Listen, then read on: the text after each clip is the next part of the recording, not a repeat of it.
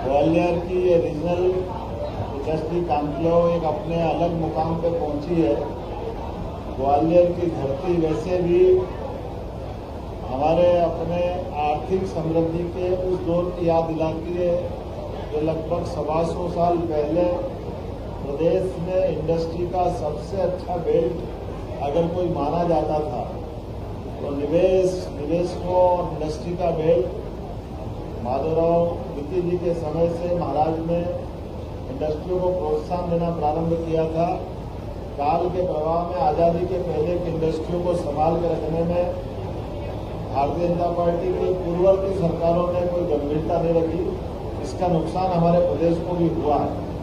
लेकिन बदलते दौर में मुझे इस बात की प्रसन्नता है, यशस्वी प्रधानमंत्री ने राष्ट्रीय स्तर पे भी जब से अपनी सरकार बनी 2014 में 11%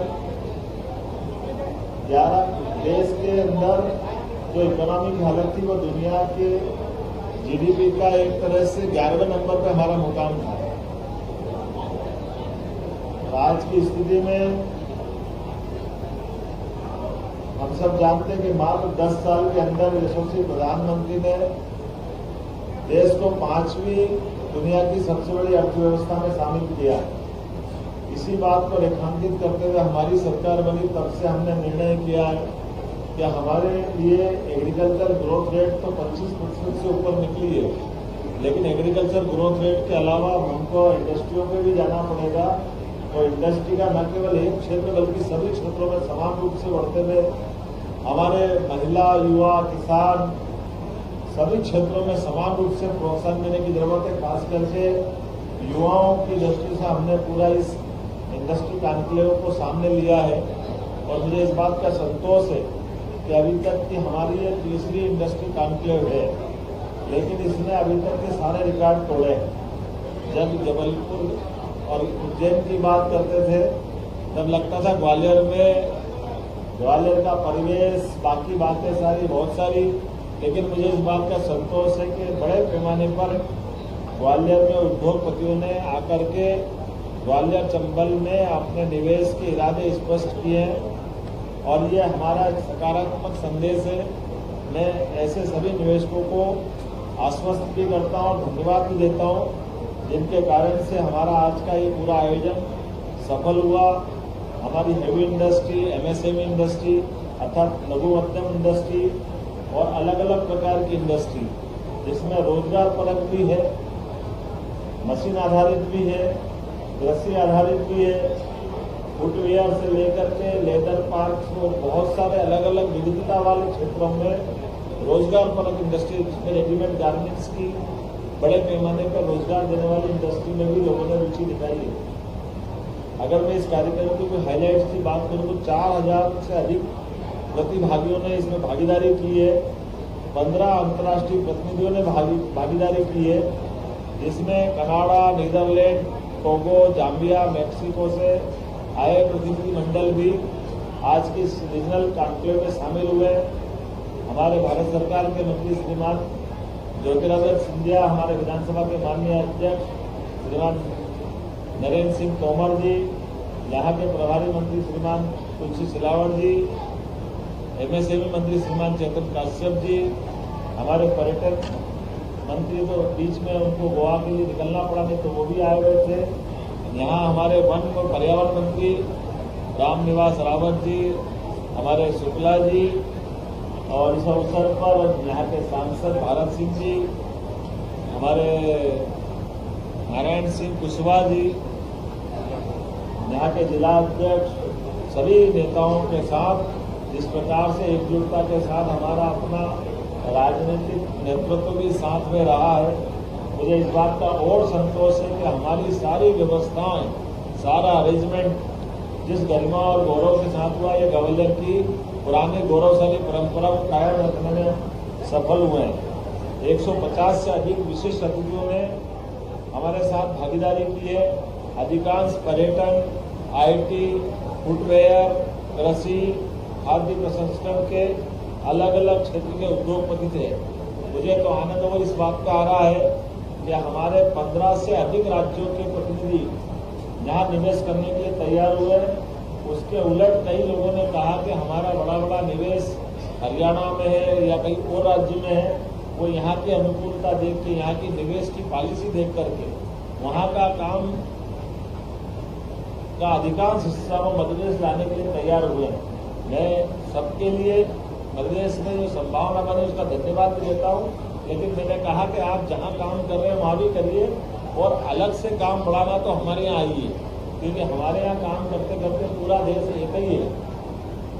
हर जगह हमारे अपने व्यापारी बंधुओं का काम या उद्योगपतियों के काम चलते रहना चाहिए। 400 से अधिक बायर सेलर मीट का आयोजन हुआ है। 5 से अधिक औद्योगिक संगठनों ने अपने प्रतिनिधियों के माध्यम से सहभागिता की है, जिनमें CII, लघु उद्योग भारती, डिक्की आदि के प्रतिनिधि इसमें शामिल हुए हैं।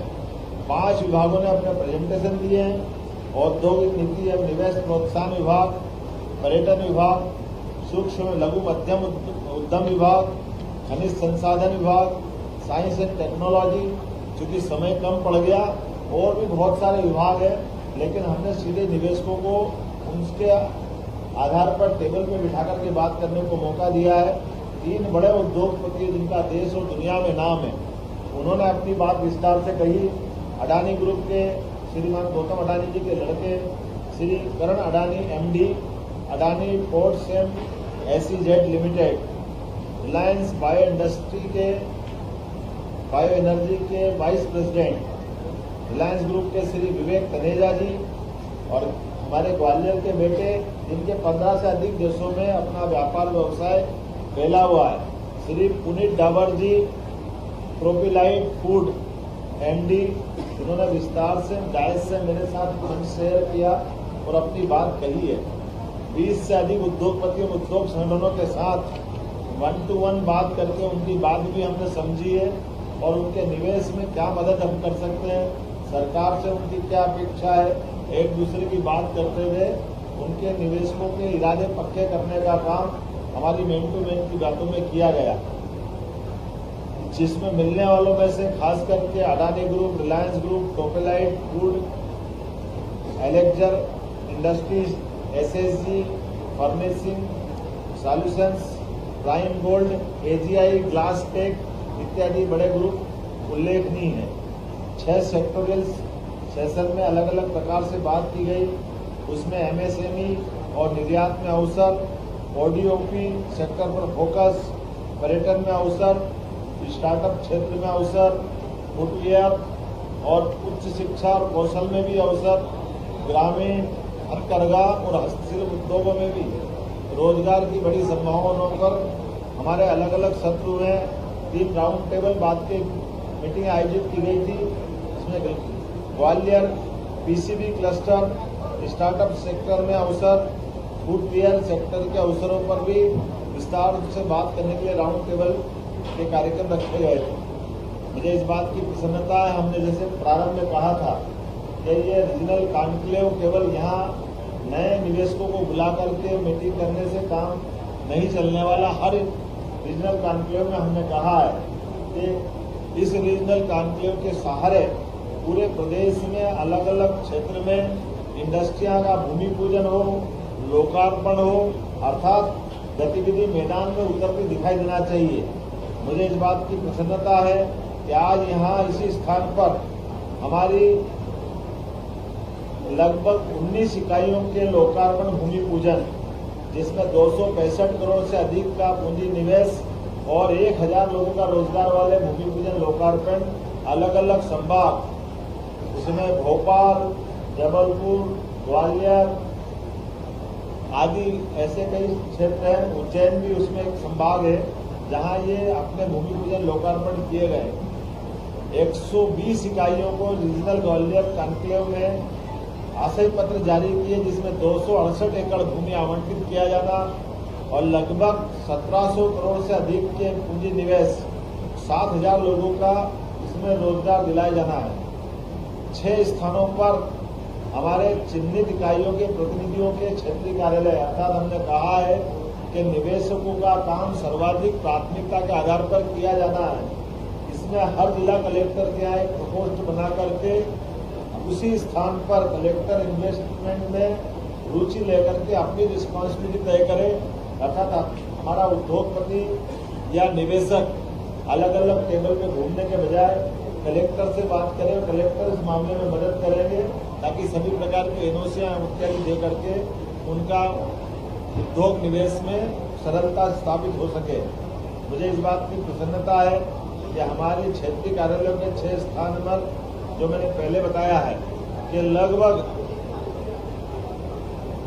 28 इकाइयों के लोकार्पण भूमि पूजन किए गए, जिसमें ये 4000 के आसपास लोगों को रोजगार दिया जाएगा।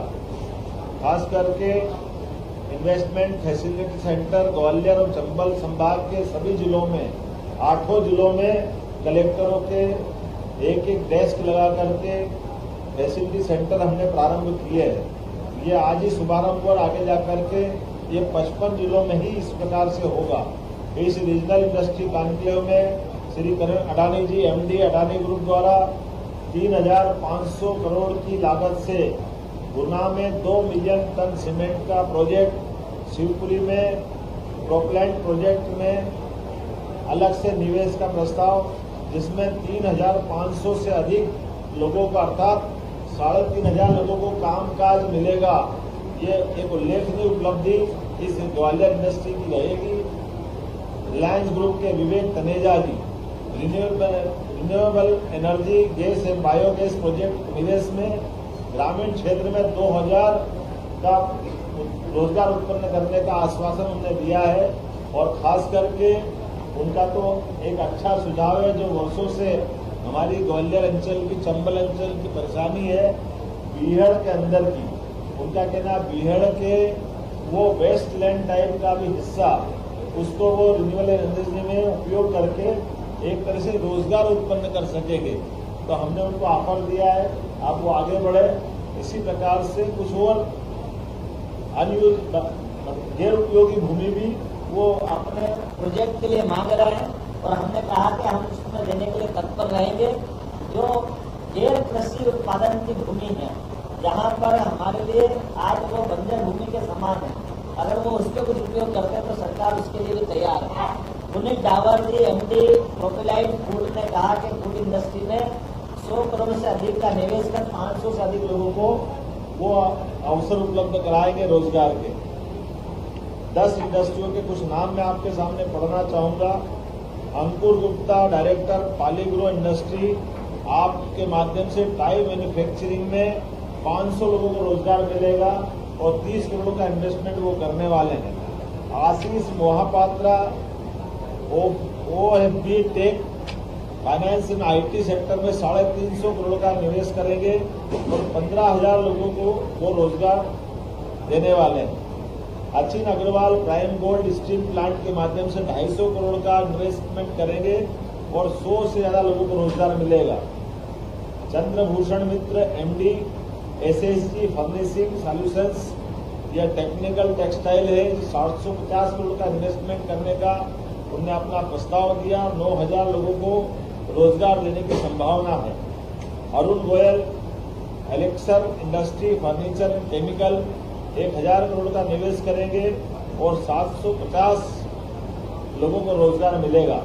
पंकज चावला मार्बल बिनाई, पैकेजिंग में ऑटो खासकर 620 करोड़ का ये निवेश करेंगे, 2800 लोगों को रोजगार देंगे। ऐसे अलग अलग करके अगर 10 ग्रुप की जोड़ें तो 8000 करोड़ से अधिक के निवेश के प्रस्ताव मुझे प्राप्त हुए हैं, जिसमें 35,000 लोगों को रोजगार दिलाया जाएगा। ये अपने आप में दोनों आंकड़े इतने बड़े हैं, 8,000 करोड़ का निवेश और 35,000 करोड़ के लोगों को रोजगार के अवसर। जैसे मैंने प्रारंभ में भी कहा है कि अभी तक हम इंडस्ट्री में रेडीमेड गारमेंट्स और टेक्सटाइल इंडस्ट्री में इंसेंटिव या इस प्रकार की योजनाएं जो 25 करोड़ तक के निवेश वालों को विशेष सुविधाएं प्रदान करती है। फुटवेयर और ऐसी कई और इंडस्ट्रियां दिखाई दे रही है जो भी बड़े पैमाने पर रोजगार देने की संभावना वाले क्षेत्र है।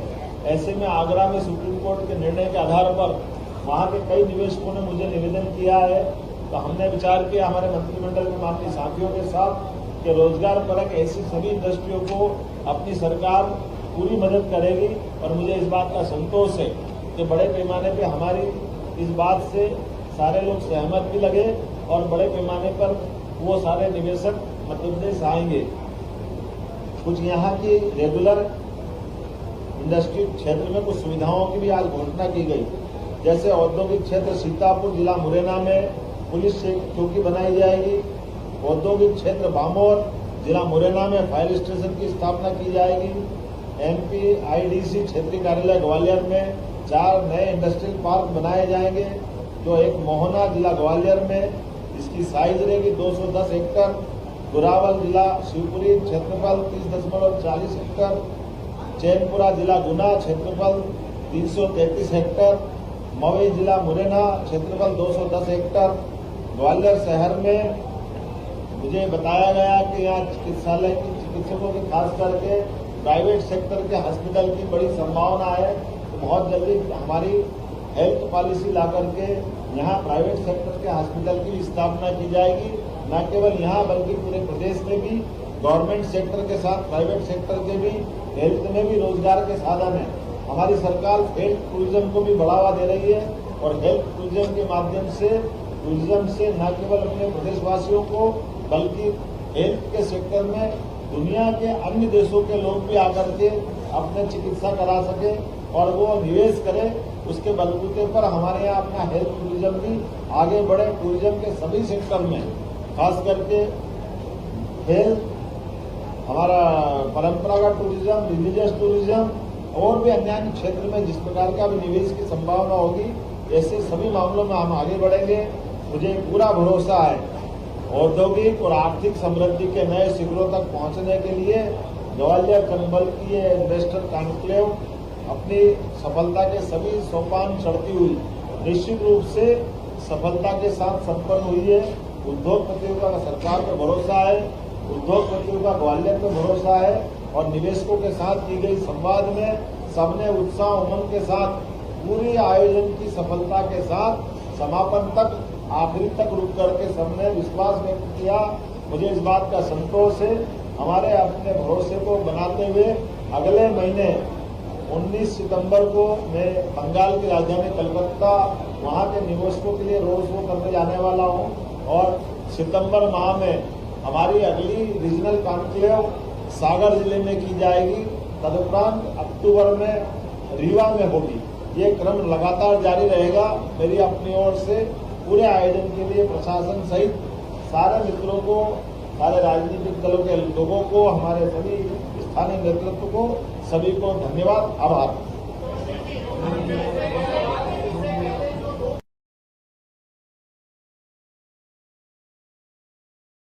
मैंने बोला, दोनों बातें बोली।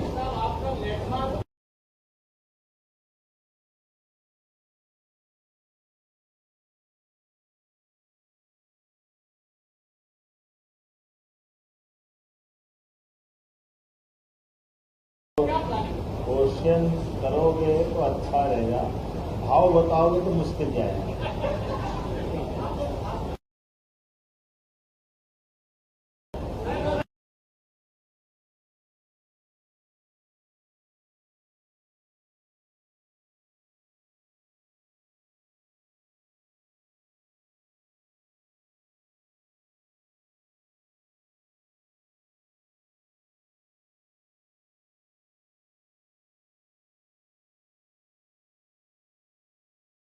साथ ही कोई भी इंडस्ट्रियल बेल्ट में अगर इंडस्ट्री खड़ी होती है, हमारे मजदूर भाई बहन अगर उसमें काम करते हैं और कोई कारण से इंडस्ट्री बंद होती है, सीख होती है, तो जो काम करने वाले श्रमिक है उनकी सभी प्रकार की देनदारी सरकार के द्वारा चुकाई जाएगी। इसी आधार पर हमने हुकुमचंद गिल का इंदौर का प्रकरण का परिसमापन करने में मदद अदा की है। जैसी मिल के भी सभी श्रमिकों का सारा पैसा देकर इसका भी निपटान हम करने वाले हैं। सज्जन मिल रतलाम, उसका निपटान भी करने वाले हैं। मुझे बताया गया तिलन संघ सहित कई और विभागों के भी इस प्रकार के प्रकरण है। प्रत्येक प्रकरण के लिए सरकार जवाबदारी पूर्ण तरीके से निवेशकों का भी मान सम्मान रखेगी और साथ ही साथ श्रमिक बंधु सरकार के भरोसे से अपनी जिंदगी का काफी महत्वपूर्ण समय इंडस्ट्री के साथ गुजारते हैं। ऐसे में सरकार उनकी मदद भी करेगी।